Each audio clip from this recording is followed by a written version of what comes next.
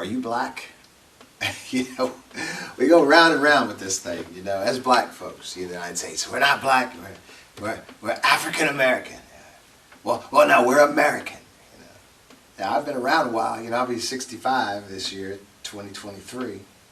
And so I remember when we were colored. I was young. I remember when we were Negro, okay? I remember we were Afro-American. I remember we were African-American. And I remember when we became and embraced the blackness, you know, and that's where I was. That's where I left off. Now we embraced the Afro part, and because that was the identifying factor in what was natural to us, you know, so we had those Afros, and we embraced the Afro part of it. That was our uniqueness. No longer straightening our hair, no longer trying to comb it or brush it down and all that stuff. No, go with the natural. That's why we call it the natural, because it was natural, you know. So now even in our recent history, we're having black folks saying, you know, I'm not even African American. What's the thing with Africa? I'm American and all that, you know. It's like there's this stigma. There's this worldwide stigma of being black. Nobody wants to be black. Okay, because black has a negative connotation. Well, why? Where'd that come from? Okay, and so that's kind of what we're going to talk about today. It was very interesting, you know. I was on the internet yesterday on Facebook, and the conversation started off about this little black mermaid. You know, people were really ticked off about that, man. And so then the debate was, you know, the people that didn't like this little black mermaid, usually white folks, were saying, you know, well, look, it didn't even do well at the office. You know, it cost $250 million to make, and they only made $117 million that opening weekend. I mean, like, God, these guys are kind of ignorant, man. I'm like, that's not a flop, you know. When you talk about box office is an opening night. You don't have to recoup all the money spent in the film on the opening weekend. I mean, it's kind of ridiculous. Think about that, man. So when it talks about a box office hit or a box office flop, that's a movie that never recoups the revenue, you know, to offset the production costs of the movie, okay? So I guess The Little Mermaid cost like $250 million and to create, and the weekend, the Friday, Saturday, and Sunday it came out, they made $117 million, which is about half. And so they were, well, see, it failed. It was a flop. They didn't recoup all the money they invested in it. No, they didn't recoup the money they invested in it in 3 days. Okay? They just have to recoup the revenue. Box office means ticket sales. So the next weekend, coming up, they're going to surpass the production costs. And then the next weekend, and the next weekend, and the next weekend, they're going to sweep. It's a box office hit. They're gonna dwarf the amount of money it cost to create that movie. You know, but in the first 3 days, people were saying, "See, it was a flop." They don't have to recoup the money in 3 days, but I guarantee you, by the end of the next week, they're gonna have surpassed the amount of money it took to create that movie. And then, as the weeks go on and the months go on, it's gonna blow up. It is blowing up. But anyway, but from that conversation. Then somebody entered saying, you know, you guys are just mad is why you turned Jesus from brown to white, you know. And I'm like, Jesus was turned from black to white. And then this other lady chimed in. I guess she has her lineage, you know, was from the area, you know, that Jesus resided, and she was saying no, you know, he was brown because, and we went in this big, you know, discussion that Jesus was black from where he came from in the time that he came up, and she was saying no, he's brown because my people are brown, and I'm like, you know, if you're talking about your people from thousands of years ago, you know, your people didn't look like you people look today, and we were going back and forth, but it wasn't a harsh conversation. It was a good conversation. And then she was speaking as far as the language that Jesus spoke, Aramaic. We know that, but still, the language doesn't denote, you know, what the color of the skin the gentleman had. And she cited, I guess, something Israel has now come out recognizing the ethnicity of another group and blah blah blah. All this. I'm like, you know, Israel. Are you talking, which Israel are we talking about? We talking about these white guys that are running around that are the descendants of European converts to Judaism, and now they're living, you know, over there in this place called Israel. Are we talking about that Israel? Are we talking about the black Israel? of Scripture. So we went around and around, I think. But yeah, so there's this thing about black, you know. And what I'm suggesting is, well, she came back and said, you know, my degree is in archaeology. I'm like, then you should know better. You should know better that all humanity emanates from Africa, okay? But nobody wants to be black, you know? And so you'll have people taking, you know, comparing themselves. Like I ran into this guy at Myers the other day, he was saying, you know, I'm not black, I'm Egyptian. So you're going to take the color of an individual's skin and compare that against a nation? You know, I don't even know if he really was, you know. You look kind of Filipino to me. But this guy was darker than me. And I'm not black, you know. I'm Egyptian. Come on, man. Really? Is it that terrible? Is being black that terrible? And I guess maybe the stigma of being black is that terrible. But what I was sharing with this woman, because we were talking about the color of Jesus, okay? And Jesus, you know, wasn't black, he was brown. And I think sometimes it's the conversation, okay? I think we're using definitions that might not be the same. And you cannot really hold a good conversation with someone, you know, because we understand languages. So if what you're defining is this and I'm defining it as that, and we're discussing it in a conversation, we're never going to come to a positive conclusion because our definitions are not the same in the things that we're discussing. And I told her, I said, look, because she posted, I think it's a familiar picture of Jesus that some computer generated, you know, based on the information fed into it, and he was this brown-skinned guy. And what I shared with her was, look, I'm black, and that picture that you shared, that man is darker than me. So in the United States, I'm black, and he's darker than me. So the question is, what is it you're considering black?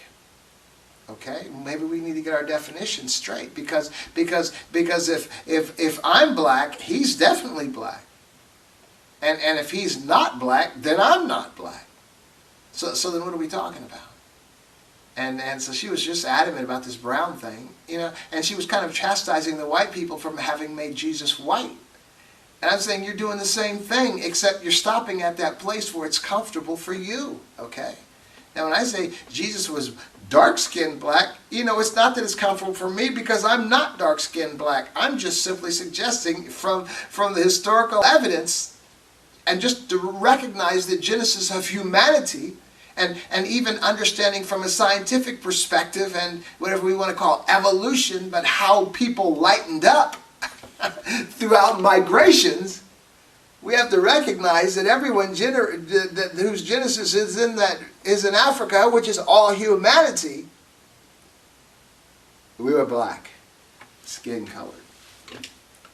And what's interesting is, even when we talk about the migrations, and we talk about the what we call the evolution or the changing of things like the color of skin and all and other things, that we have to recognize that the genesis of mankind being in Africa, and I saw a gentleman speak on this on YouTube, so I'm not just brains coming up with this bright idea, but what he was expressing was that all of the genetic traits and possibilities emanate from Africa, okay? Because we talk about recessive and dominant genes and all that kind of stuff. The stuff is there, okay?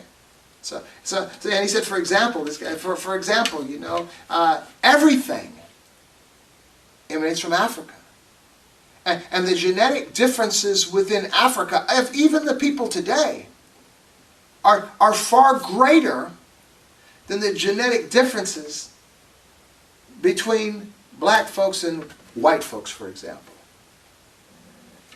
But what we have done is we have simply classified people by the color of their skin. When the black people in Africa, the black people, the dark-skinned black people, their genetic diversity is far greater than the difference between black people and white people. So the point is that all of the genetic differences that are relevant, that we possess, all emanate from Africa.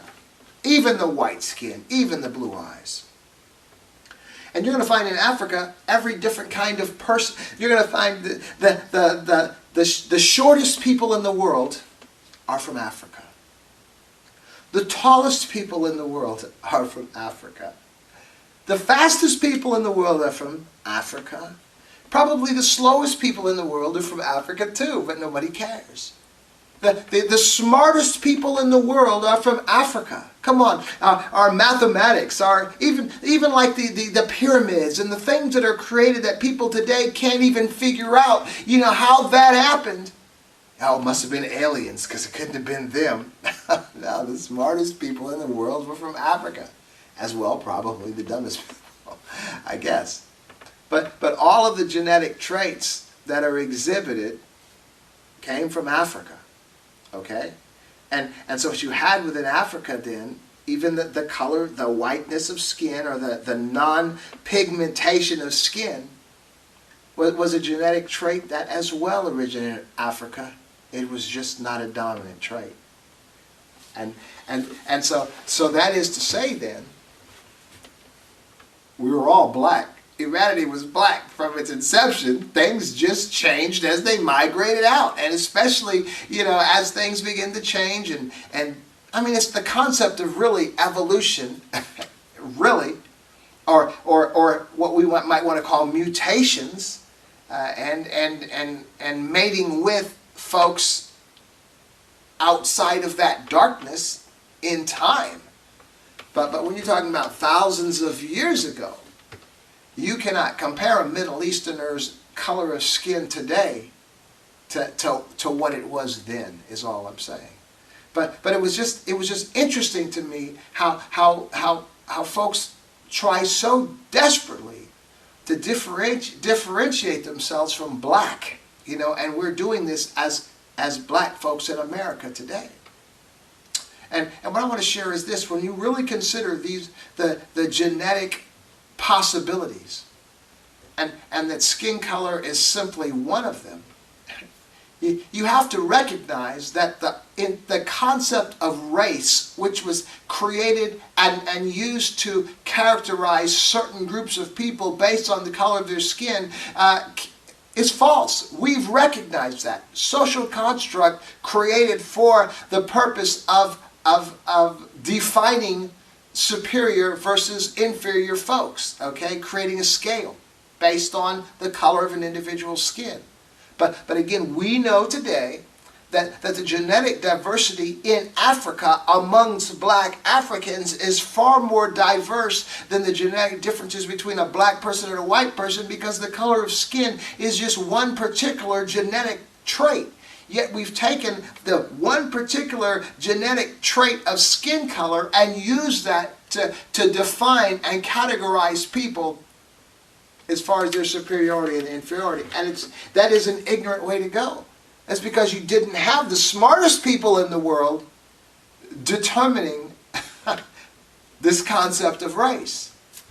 It was not an intellectual, it wasn't a correct intellectual thought. And so we know this now. So just to drive the point even further home, why would we? Especially today, understanding that we have of genetics and the wide variety, the hodgepodge of genetic traits that everyone possesses, some dominant, some recessive. Why would we take this one particular genetic trait of skin color and determine an entire people are in one category based on this one particular genetic trait of so many? Okay? It's ridiculous. So then you want to say, well, why would I want to be called black? If that's the case. Because we're in a society, we're in a culture, which you are defined by the color of your skin. That's where you're functioning. So my point to you is recognizing the fallacy in that, but embracing it as a matter of relationship, as a matter of cultural identification and relationship. But still, you must always be cognizant of the fact that that one particular genetic trait doesn't define you. Now, you can embrace it if you want to, just like you can decide to go to this college over here and embrace the jersey, okay? But that does not define you. That defines an affiliation that you've chosen to align yourself with, okay? And so that's what the blackness is today, man. I had a conversation with a young person recently. You know, for the past 9 months, we've had a Spanish exchange student living with us. And she's been here for 9 months. She's leaving in a couple of days. But she has a friend who is Italian, young man. His dad is white Italian, and his mother is African from Cameroon. Real smart kid, you know, real smart scholastically, and healthy and strong, and into sports and all that stuff. And I had an opportunity to talk to him, because coming to America, it can be pretty troubling for a young black man, because we're basically the same skin color, although his dad is white and his mom is from Africa. And what I shared with him was, because he's going to be going to college here in the United States, is that just to recognize what's going on here. And I shared with him the conflict. I took him all the way from slavery, all the way up into Obama and Trump, you know, and shared with him the reason for all this that he's been seeing since he's been here is because of a psychological trauma that white folks entered when Obama became president. And just to make a long story short, I took him from slavery, and after the freedom of slavery, the mistreatment, and I took him through all that, and then how black people became #1 in music, and then #1 in sports, and then #1 in military. Often, you know, there were generals and all the echelons of command within the military as well, and business successes, and governmental office success, and finally the presidency. And that's the one that blew their minds. That's when the Tea Party was formed, and that's when the MAGA came from that, and all that. Simply white folks, many white folks, having a difficult time dealing with the reality, which they already kind of knew subconsciously, but that they were superior to no one. And for many of them that were poor and had nothing, no education, no real money, nothing going on, the best they had was, at least I'm not that black guy, but because I'm better than they are. But what Obama did was he took that illusion out of their minds, so these white people were left with nothing other than that they were superior to no one. And it was very difficult. That's when Mitch McConnell, remember, I'm going to make him a one-term president. That's when, you know, Make America Great Again was simply to make America back before this black man was president. But, you know, you can't change history. This is just the way it is. And so I was explaining to him, that's why you have all that negativity. That's why you have all that harshness. That's why you have all these so-called patriots around with red, white, and blue stuff on and flag waving, but they never served in the military. I'm like, you're a patriot? You never served your country? Yeah, right. But anyway, so I just let this young man know. And I said, the key to success of this nation then, for a black man, is to simply recognize the terrain. This is Sun Tzu I'm giving you right now. Recognize the terrain and take advantage of the terrain. Come on, man. You understand genetics, okay? They don't. You understand computer programming. They don't. This kid has created his own apps. Man, he's like 17 years old. I mean, I can't even do that, man. Come on now. He's smart. Runs 5-10 miles a day. Kid is smart, intellectual, just got it going on like that. Realize that. And so don't feel yourself bad when these people respond to you negatively. Recognize that you are better than them.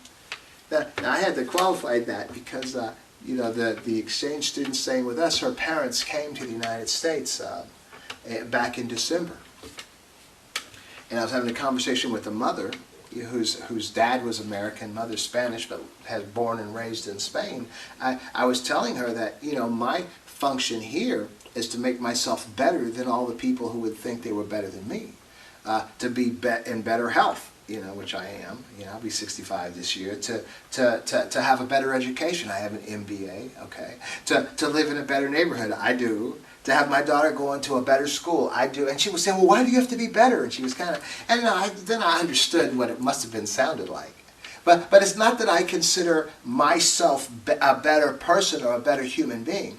But it's in order to change this individual's perception of himself compared to me, he has to be faced with the fact that he is not better than me. So he might subconsciously have always raised all his life, I'm not black, and all this stuff. Parents said, don't marry a black, don't marry, all this stuff. But now when he's face to face with me, quantitatively measuring himself against me, he is faced with his stark reality that he is not better than me. Okay, so it's important then. And I'm suggesting it's important for black folks then to better yourself, to make yourself better, because what they've been embracing, white folks, what they've held against you as a black man, this superiority or this racism, is an illusion. Okay? With the same person, I was having a conversation about racism. And she was trying to be good. I could tell she was like anti-racism, anti-this. But I had to express to her that a person being a racist isn't really racism, okay? Just to be prejudiced, just to be not liking people of another race, just to be feeling that you personally are superior to an individual of another race, that's not racism. There is power attached which makes it racism. There is an ability to oppress a people through institutions. That's racism. You not liking me because I'm black, you might be considered a racist, you might be considered prejudiced, but that's not racism. Racism is a power, and what I'm suggesting, racism was a very real power 100 years ago, and maybe even 60 or 50 years ago. But today, racism is an illusion, and the only folks that are oppressed by racism are folks that haven't quite figured it out, and they're allowing themselves to be oppressed by racism. So I was making sure this young boy, this young smart, half Italian, half African boy, well, white and black boy, understood that there is nothing that can oppress him in the United States, and that his success or failure is totally up to him, and that success or failure is going to rely on his understanding of the terrain, of the real situation that he's living in, see, the problem in America with many of us as American black folks that feel oppressed by the system and is because we've allowed ourselves to be influenced. We've believed the negativity, we've believed the stuff, and we have placed ourselves in a place of oppression to the institution of racism, okay? Now the institution, we know one of them is the prison system, okay? One of the institutions that is there that can oppress us, okay? Understand that. The justice system, okay? The police. These are systems that can perpetrate racism and have that power over black folks' lives. But if you stop smoking weed, if you stop drinking and driving, okay? If you begin taking care of your business, that system, man, when I was younger, I don't even know if they have the same kind of point system for driving infractions, but it was like 20-some points and you lose your license. Man, I was right up at the edge always. I lived there at that place of 2 more points and I lose my license. And then in time of getting no infractions, you begin to work that number down, okay? So I placed myself in a place where the system had power over me. Now, a police officer runs my record, I have absolutely 0 points on that, okay? So I have taken myself out of the oppressive nature of this particular system, okay? So I don't drink alcohol. So I don't drink and drive. Back in the day when I was younger, man, I was always drinking and driving. I was just very fortunate. But I was subject to and placed myself under the influence or the hand of that oppressive system had I ever gotten jammed up. Now I don't drink. So therefore I don't drink and drive. I've taken myself out of that reach. Being uneducated, being unemployed or unable to get a good job. I have an MBA now. Education has taken me out of the oppressive institution of racism, which affects folks that have no education and no jobs, okay? Taken myself out of that. I've moved myself into a real nice neighborhood. I have my daughter in a very educated school. She's been there since the 3rd grade. She just graduated and now she's on her way to a top university in the United States. Because of that, I was able to create, my wife and I were able to create an environment where she could prosper And in educationally, and even in her mindset, because all that I've described to you about drinking and all that, this is all she's known. So we have together helped take my daughter out of that oppressive racist system, the racism, okay? The racism is the power that it has over the lives of people. It's not simply being a person who is prejudiced or a person who is racist, but it's that institution of racism that has the power to oppress black people. We have taken her out of that by making sure she has a good education, making sure she shouldn't drink, she shouldn't do drugs, she should be good, she should be legal, all that stuff. We've taken her out of the institution of racism. So what I'm suggesting is that this institution of racism is an institution that exists, but each individual black person has the ability, has the power to pull themselves out of it, man. I've been speaking on this for years on this program, on cable, on YouTube, on Facebook, that there were 5 things that we need to do to take ourselves out of that oppressive racist hand. One is to stop doing drugs, stop doing alcohol, stop breaking any kind of laws of any kind. Get yourself healthy physically. Get yourself educated. 6 things. And get yourself armed. With all that behind you, backing you up, you've taken yourself out of the racist institution. I'm not saying you won't have issues that crop up, but you won't be in a situation where that institution will have power over your lives. It could be aggravating from time to time, but that will be the extent of it. You'll be surprised how people treat you when they recognize that they cannot oppress you. Man, a couple get up on my tail. You know how they do. They'll target you. They'll run my license plate. They'll say, oh, this guy got nothing on his plate. Next thing you know, he's driving off. The military, the reason I have military tags is because a lot of times as well, a cop pulls up behind, sees this black man driving, pulls up behind, okay, he's ex-Air Force. Thank you for your service. Drives off. There are many ways to take yourself outside of that oppressive racist hand. Now I was telling a brother about that, educated brother, about 2 years ago, this plan, maybe 3 years ago. He started laughing. He said, Jarvis, black folks will never do that. I said, why, man? He said, because they're not going to give up their weed. Maybe he's right, I don't know. But the point is exactly what I'm saying. If we're still to be stuck in that oppressive system of racism, you've allowed yourself to be. Now, if you can't smoke and weed, you simply allowed yourself to stay in that. If you can't stop drinking and driving, you've allowed yourself to stay in that. If you're not taking care of yourself, I mean, come on now. That's all I'm saying. We have the ability to combat, this racist system that was created to oppress the black man. So you can maintain your blackness. Don't be ashamed of aligning yourself with people who look like you. I mean, you know from a scientific fact that the color of your skin means absolutely nothing. I think we all know that, right? Okay. But if you feel comfortable in that culture, I know I did. I mean, I was raised primarily in white environments. As a military kid, wherever we moved, the military bases were hardly ever in black communities. Always around predominantly white people. And but you know, when I went in the military, and after I left the States and went overseas, I really aligned myself with black military folks. And I began to feel a peace that I had never felt before. Nobody was going to call me the N-word, I might get my TV stolen, but I'm just kidding, man. I'm just saying, align yourself with who you wish, but never lose sight of the reality. First of all, that race is a social construct meant to bring black folks down, doesn't really exist. That the color of your skin is just one of a myriad of genetic traits. Yet, our society has simply focused it on that one, to judge and to categorize you by. It doesn't even exist, okay? And to recognize that whatever it is you want to be, there's nothing holding you back but you. So, I have my MBA. Man, I went to school when I was 50 and earned my MBA when I was 60. And I didn't do it for a job. I had a good job, making good money, good place. All that stuff I described, I was already there. But I just wanted to have that education.